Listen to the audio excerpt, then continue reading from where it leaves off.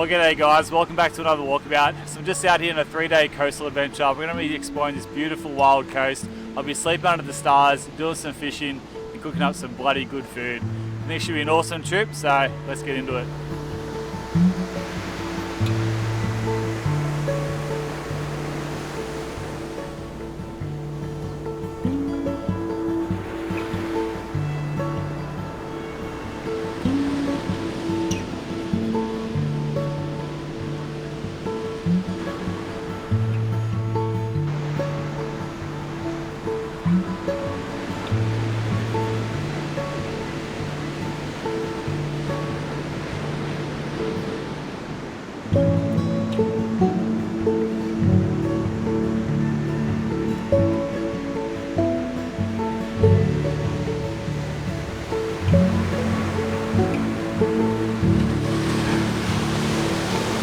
The surf's pumping. It's a lot more swell than I was expecting, and it's also pretty high tide as well, so it's making it pretty tricky to get around these rocks. Alright, well the waves are a little bit too hectic along the rocks at the moment, so I'm going to try to see if I can cut through the bush and over the headland.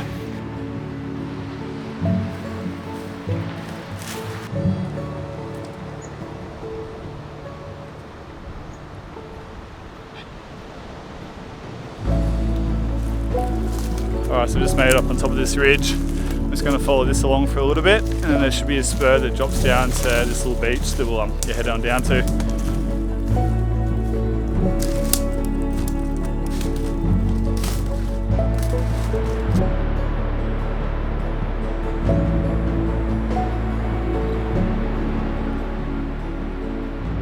And it's crazy how quick the vegetation changes. Just went from like nice open sort of grassy woodlands to this really thick stuff, so we're going to have to try and push our way through. We're getting pretty close to the bottom of the gully and we should come out at the beach. Oh man, but it's so thick and very low.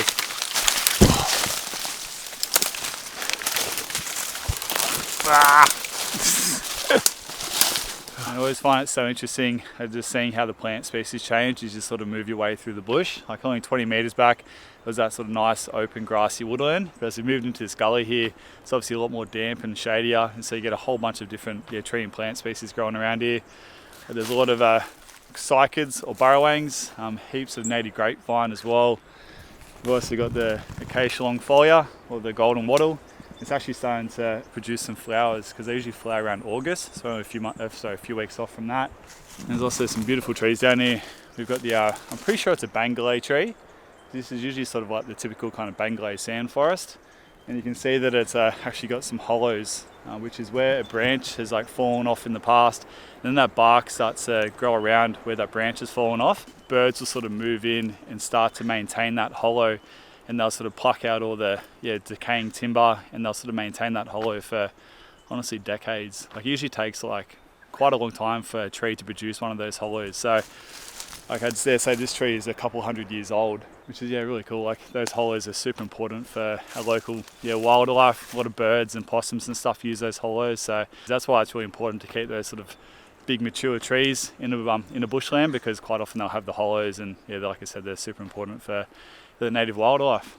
Yeah, really beautiful down here. But we're definitely getting pretty close to the beach, because I can start to see some banksias down there, and that is a good indication you're getting pretty close to the beach. Alright, so here is a 5-leaf native grapevine. As you can tell, it gets its name from these 5 leaves just here. There are quite a few species of native grapes in Australia, but from the ones I've tried, I find the 5-leaf is probably the tastiest. But unfortunately, it's not in fruit. But yeah, in these sort of like damp rainforest gullies, it's a pretty prolific grower. You generally find them sort of growing all over the shrubs and up the trees here through these sort of rainforest areas. Oh, one more thing to mention about the native grapevines is another name for them is actually water vine, because they have quite sort of thick vines, and if you actually slice that into sort of sections, you can actually drip fresh drinking water out of it. So that's what the old timers used to do. Obviously, it is going to sort of damage a plant, so best not to do it, especially in national parks. But if you're in a survival situation, it is good to know you can sort of get fresh drinking water from your native grapevines. Man, it's a beautiful beach, eh? It's a really nice spot down here. There's actually a few options to camp as well, so if I get stuck, you can definitely come back and camp around here. But my plan is I actually want to try and find a way through this pretty thick scrub and go over this hill and then drop down to another beach, which I really want to try and check out if I can. My only sort of query is how water's going to be, because there is a bit of a creek, I believe. There's a bit of a gully that goes into that next beach, but it's not a very big gully, so chances are it could be dry. And coming out of sort of this gully behind me is it's actually quite a big gully. And so I was thinking there probably would be water here, but as you can tell, it's looking pretty dry. Although this probably would be pretty brackish in this section, so hopefully if I really need to, I can probably wander up this gully here and hopefully find some fresh water somewhere. I think what I'll try and do is I'll try and go over to that next gully, check that out. If it's no good, I can always come back here. Alright, so I just had to bush bash my way up this hill, almost to the top of the hill, and then we'll drop back down to the next beach. Well, we made it. Man, what a beautiful little beach. Huh. It's actually quite a few human footprints, which I didn't expect. Alright, let's see if we can find a decent spot for camp and also some water.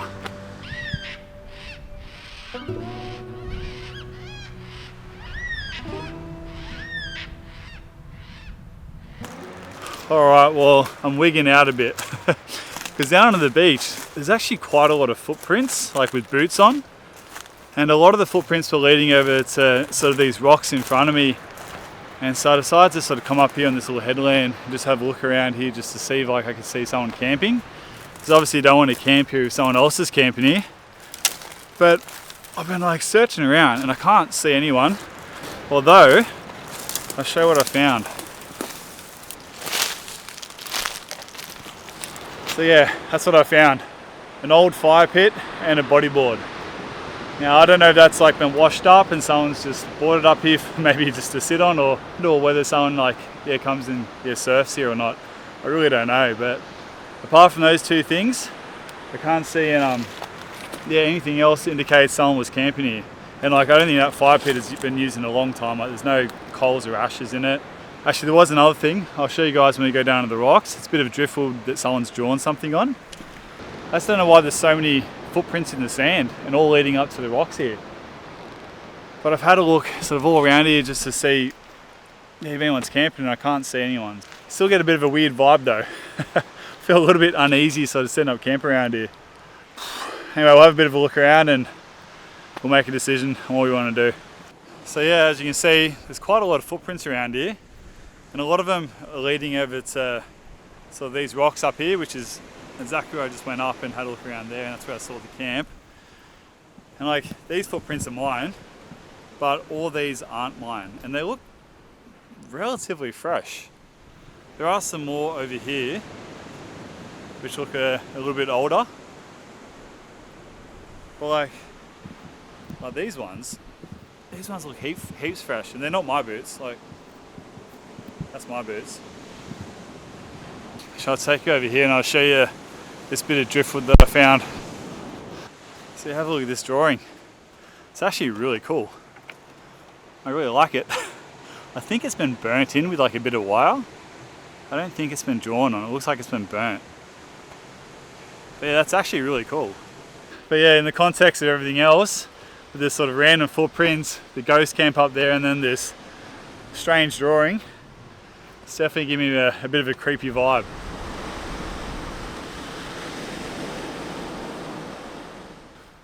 Well, this creek is looking pretty bone dry. This is pretty much the only water I found.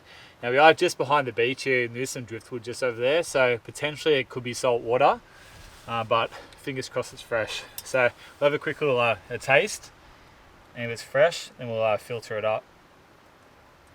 Yeah, there's so many like dead mosquitoes on top, so I'll try not to swallow or anything.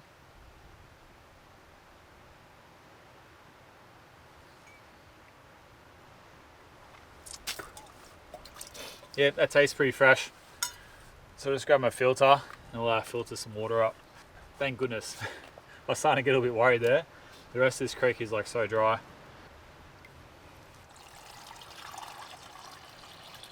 There's quite a bit of larvae in there as well. Definitely going to be putting the filter to work.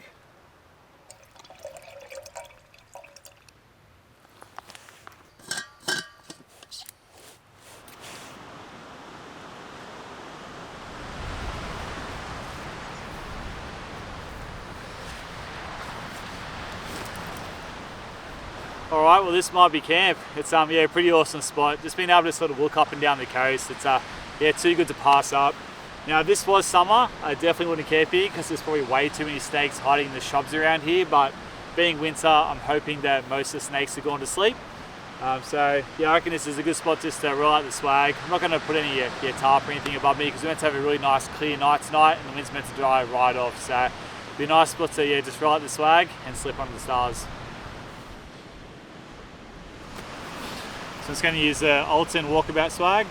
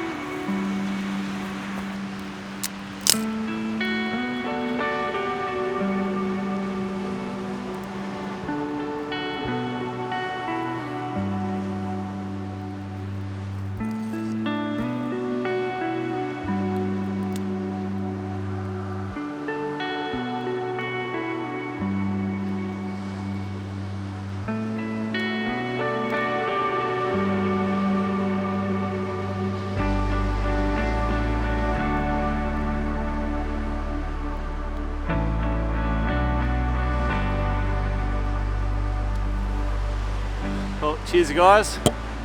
It's one hell of a camp.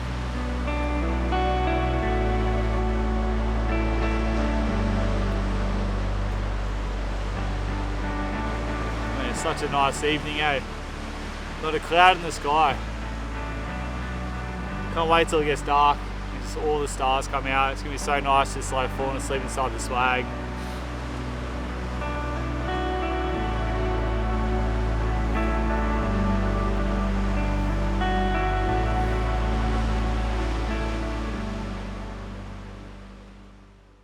Alright, so time to get some dinner on. Tonight we're going to be making a Greek style wrap. Alright, so first we'll get the lamb on. We've just got some Duca spice mix.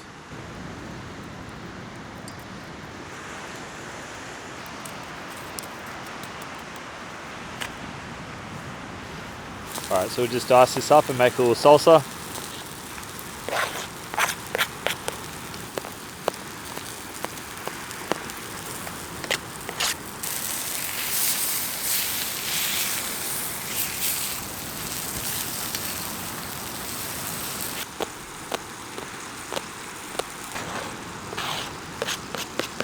We'll just add a dash of olive oil. Oh, almost forgot the onion.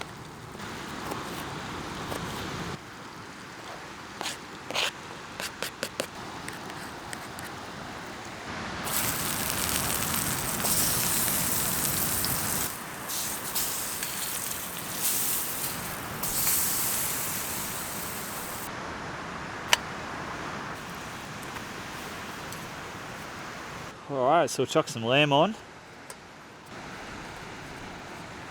And some halloumi. And some of this salsa. And lastly, just a ranch dressing. Now ideally for the sauce you'd have tzatziki, but because I can't really bring that out in the bush, I find ranch dressing goes pretty good. Man, that looks so good. So keen to dig in. Cheers guys.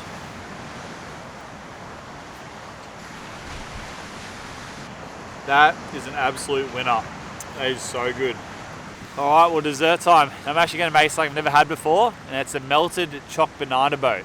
So I've got my banana, I've got my dark chocolate, I've got some marshmallows and some crushed peanuts in here as well. So like I said, never had before, so I'm really keen to make it up, and we'll chuck it in hot coals and yeah, we'll see how it tastes. I'm just going to dig a little bit of banana out just to make some room for the chocolate and stuff.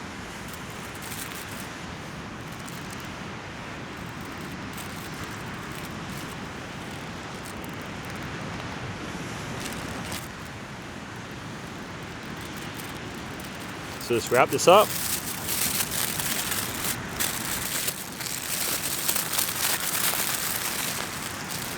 I'll chuck that in the coals.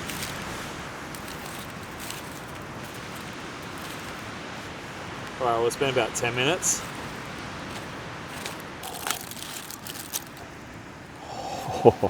Oh, that is hot.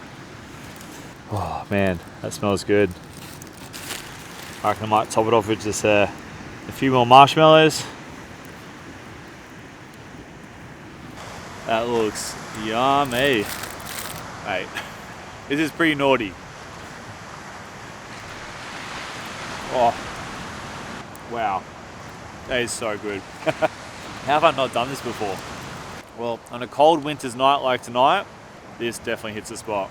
I think it's meant to get down to, I think it was like below freezing tonight. I think like -1 or something like that, which is pretty damn cold for the coast. But yeah, the weather app said around about freezing. So going in for a pretty chilly night. So a nice warm dessert like this goes down a treat. Well, it seems like my light has run out of battery, so that's a good sign to turn the camera off, and I'll see you guys in the morning. Well, good morning guys. Another beautiful day out on the coast. It's honestly like barely a cloud in the sky. But man, had such a nice night last night, just sort of falling asleep in the swag, just staring out at all the stars. Honestly, the Milky Way was just absolutely beaming. I was trying to get some photos of it, but I just could not do it justice, especially not having like a wide angle lens. But yeah, woke up to a really nice sunrise this morning, just laying in the swag, just looking at the sun come over the horizon. It's honestly like one of the best things about sleeping in one of these walkabout swags is just being able to fall asleep under the stars and then waking up to a sunrise, which is pretty nice. But ended up going back to sleep after the sun came up, had a bit of a snooze. It's about 9 o'clock now, so I think we'll get some coffee on and have some brekkie.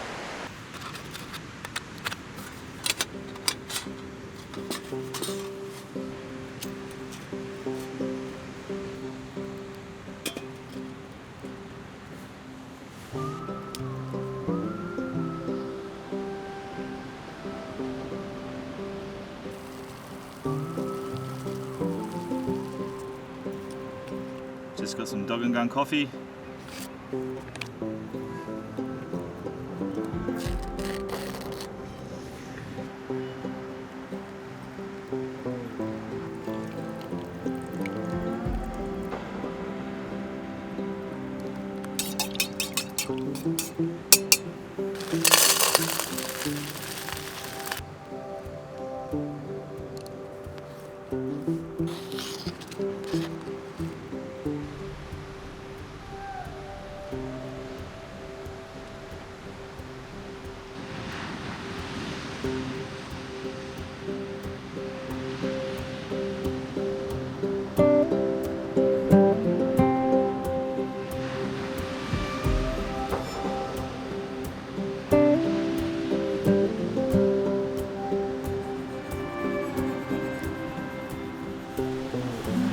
Alright, well I think it's about time we go down for a fish.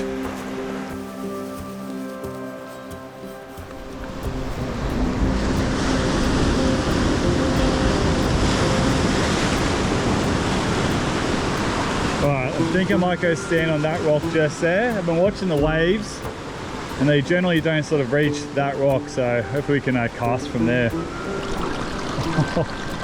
Man, I wish I had some rock shoes. These rocks are so sharp.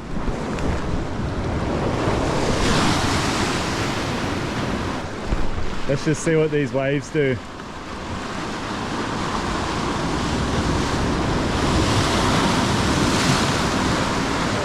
Alright, well we'll stand on this rock and hopefully we'll be sweet. So I'm just using a jig. So hopefully you catch like maybe like a tailor or a salmon.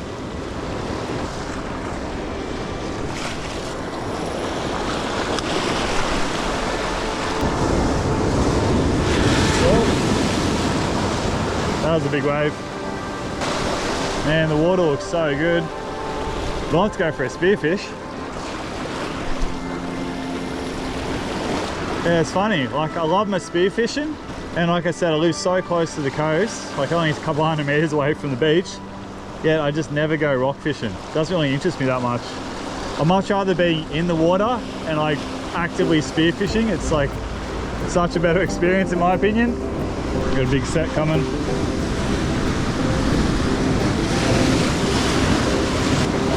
All right, we're on. Come on.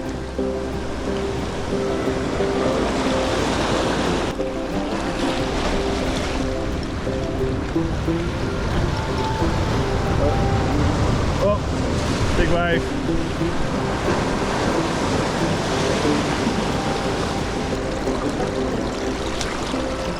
Nice. Well, there you go. Nice little Australian salmon. They do get a lot bigger than this, and there's heaps of salmon out in the ocean. Every time you go for a spearfish, you always come across big schools of salmon, but it is on the smaller side, but it's still legal. There is no legal length for salmon. Now, they don't necessarily get the best rap in Australia for like the best sort of tasting fish. They do have a bit of a metallic taste to the flesh because they've got quite a high blood content. But I have cut the gills and drained the blood, so we'll cook it up now with the campfire and we'll see how it tastes. I'm pretty stoked to get this on I think it's on the 4th cast.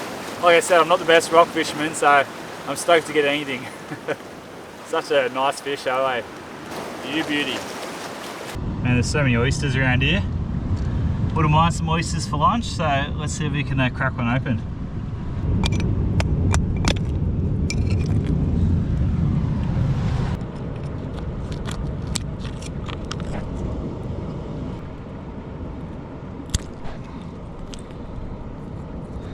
There you go, nice fresh oyster. Cheers guys. Oh, so yummy. So creamy. Oh man, this is gonna ruin my knife, that's for sure.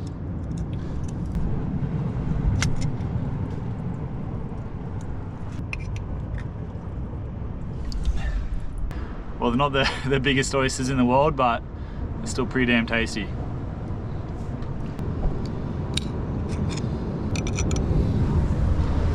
Cheers guys. So good. Alright, it's probably enough oysters for now. I think we'll go back and cook this fish up.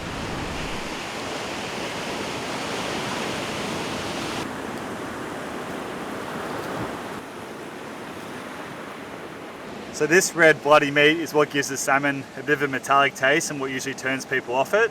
So it's best to just sort of run your knife along there and just trim as much of that off as you can.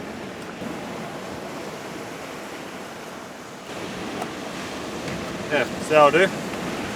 Well, unfortunately I didn't get that on footage, but I just chucked the fish carcass down the beach just behind me, and then within about 3 seconds a big seagull came down and just snatched it up.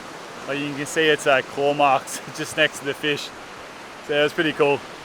But I've just cleaned up the fish, so we'll go back, we'll get a fire going and we'll cook it up.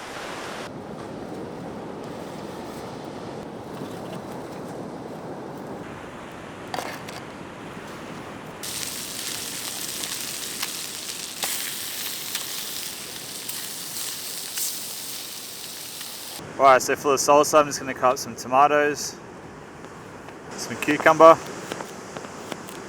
some red onion, and just to add a bit of zest to it, I'm just going to add some kiwi fruit, and then lastly just some lime.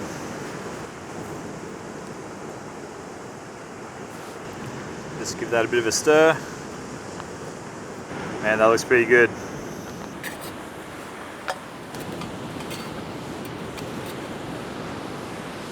Alright, so pop some of this salsa on.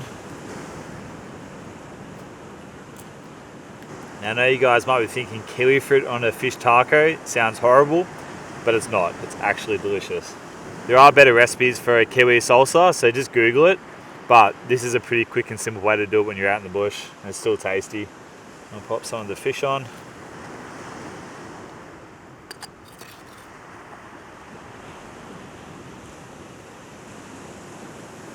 We'll just add some ranch dressing. Man, have a go at that. Now that is pretty bloody gourmet for something that just whipped up quickly on the beach. Let's see how this fish tastes. Cheers guys.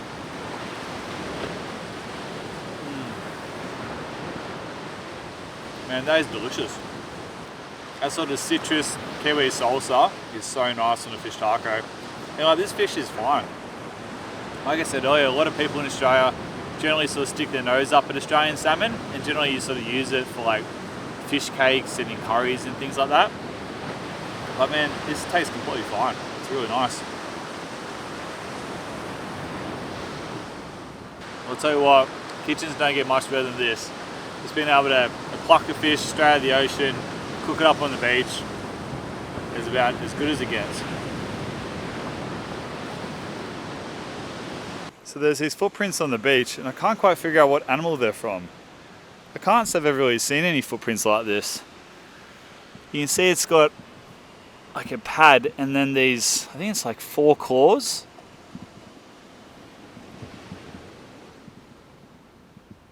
There's kind of a bit of a swish at the back of the paw print as well on a couple of the prints.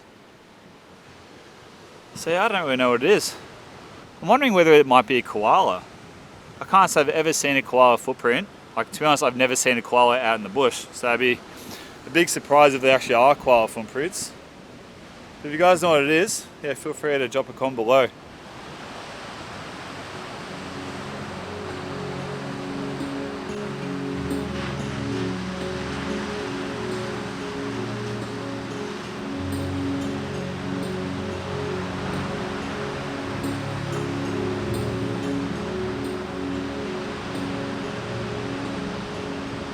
Well, I think it's definitely beer o'clock, so let's go find a nice spot on a rock and enjoy the view.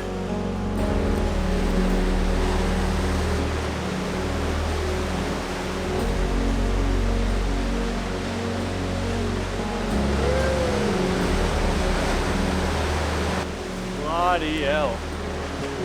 Have a go at the colours. Man, that is one hell of a pastel sky. Man, the lighting is beautiful. Cheers, guys.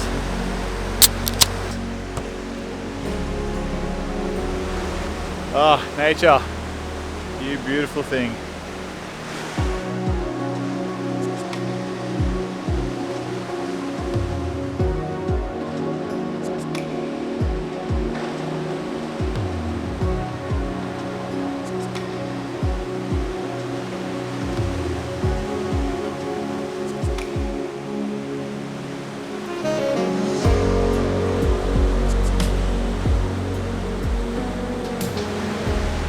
Starting to get pretty fresh now. What a beautiful evening. I was thinking before, it's weird how I don't do that many coastal trips. Like I said, I literally live on the coast. I live a couple hundred meters away from the beach, so I spend so much of my life on the coast, but ever since I really sort of started this YouTube channel, I spend so much time up in the mountains. And like, I'd be lucky to do sort of one coastal trip a year, which is just insane considering how much beautiful coastline we have in New South Wales. I've really got to start making more of an effort to do more coastal trips. That's if you guys do enjoy them. If you do, drop a comment below and let me know. Like, I love the mountains, I love being by the river. But it's definitely pretty nice to come camp by the ocean.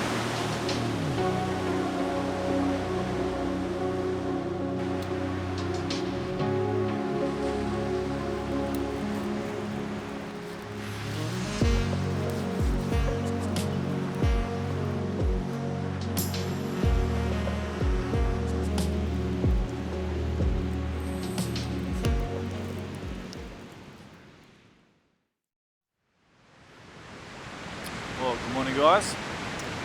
The surf's pumping this morning. There's actually a half decent wave on this beach. Creates a bit of a wedge off that rock face. There's actually a few decent waves coming through there. A pretty fun bodyboarding wave. Hence probably why I found the bodyboard in the bush over there. I wouldn't be surprised if you get quite a few boogers coming out here to go for a surf. Another nice sunny day today. Honestly, like, no clouds in the sky. So, got pretty perfect weather for the middle of winter. I always find that in the middle of winter you can have some like the nicest weather. It's usually just nice clear blue skies, not much wind. I actually prefer going to these coastal camps during winter because during summer it's just way too hot. There's no chance in hell I'd be able to camp here during summer. It'd be absolutely baking. Whereas this time of year it's beautiful. Alright guys, we're all packed up camp, so we're going to start making my way out of here. So I hope you guys enjoyed this little coastal adventure. I had a lot of fun. It was a really awesome trip. If you guys did enjoy it, make sure you check out my 4-day coastal trip that I did last year. That was a bloody awesome trip. I definitely think you guys will enjoy that video. Anyway, once again, I want to say massive thanks to all you guys for watching, and I'll catch you guys next time. Hooroo!